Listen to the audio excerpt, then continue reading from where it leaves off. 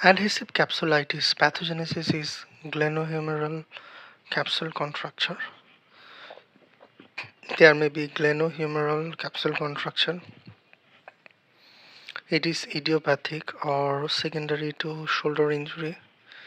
Idiopathic or secondary to shoulder injury like rotator cuff tear surgery. Risk factor is diabetes mellitus and hypothyroidism. Clinical presentation: gradual onset, poorly localized shoulder pain and stiffness. There is decreased passive and active range of motion.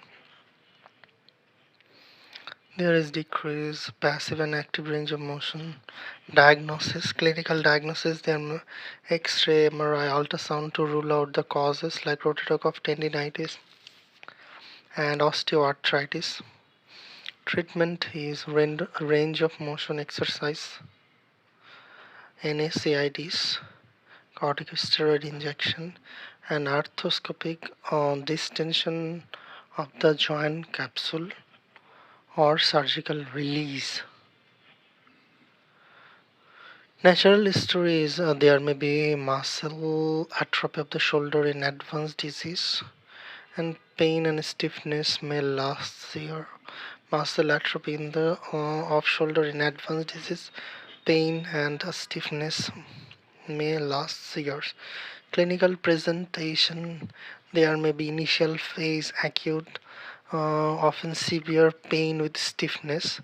Acute Initial phase acute pain with increased stiffness 2 to 9 months. Secondary phase increased stiffness but decreased pain. Increased stiffness but decreased pain 4 to 12 months. And the recovery phase, gradual return of motion like months to years. Gradual return of motion like months to years. So, adhesive capsulitis. In adhesive capsulitis, there is glenohumeral capsule contracture. Glenohumeral capsule contracture. It is idiopathic, secondary to shoulder injury like rotator cuff tear surgery. There is a glenohumeral capsule contracture, idiopathic or shoulder injury, and risk factor is diabetes mellitus. Hypothyroidism is the cause of adhesive capsulitis.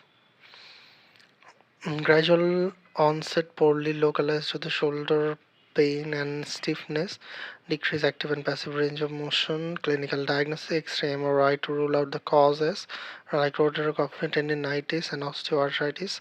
You can give range of motion.